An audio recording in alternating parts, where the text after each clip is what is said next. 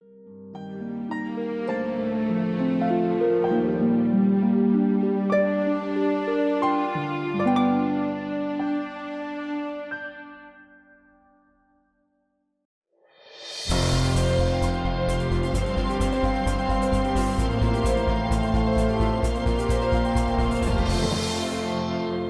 mesdames et messieurs et bienvenue à Perspective, je suis Francis Denis.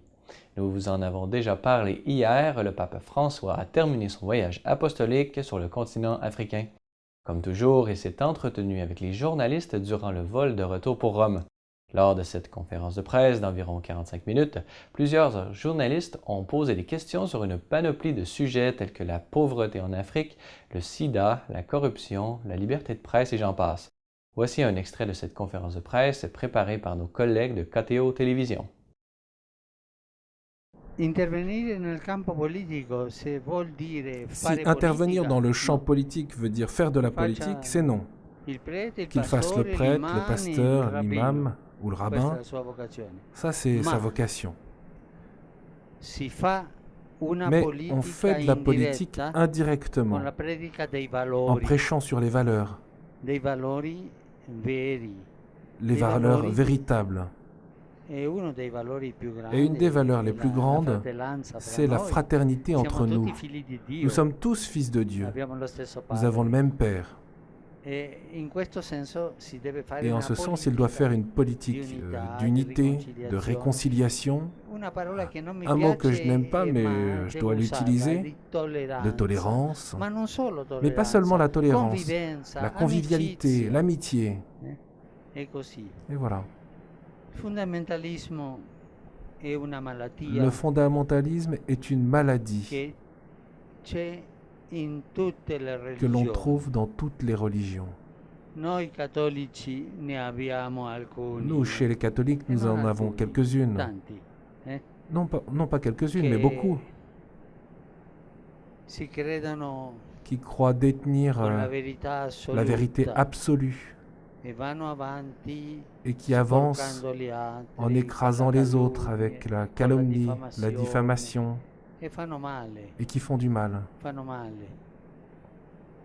Et je dis cela parce que c'est mon Église. Donc nous aussi, tous, nous devons combattre. Le fondamentalisme religieux n'est pas religieux.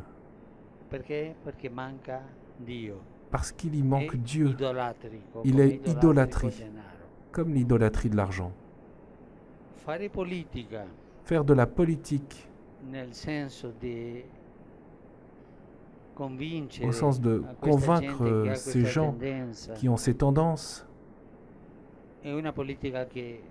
c'est une politique que doivent mener les responsables religieux.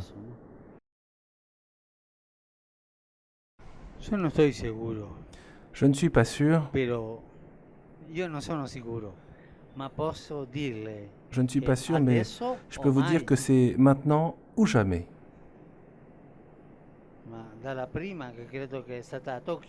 Depuis la première fois à Kyoto, jusqu'à maintenant, on a fait peu de choses.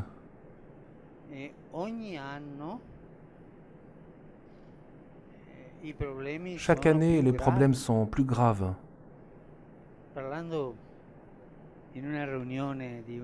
Un jour, lors d'une réunion d'universitaires,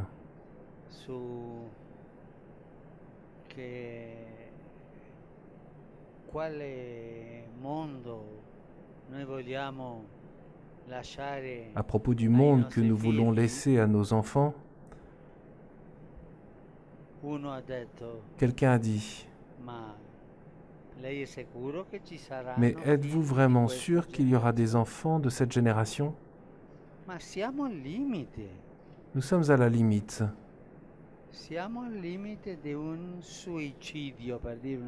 À la limite d'un suicide, pour utiliser une expression forte. Je suis sûr que la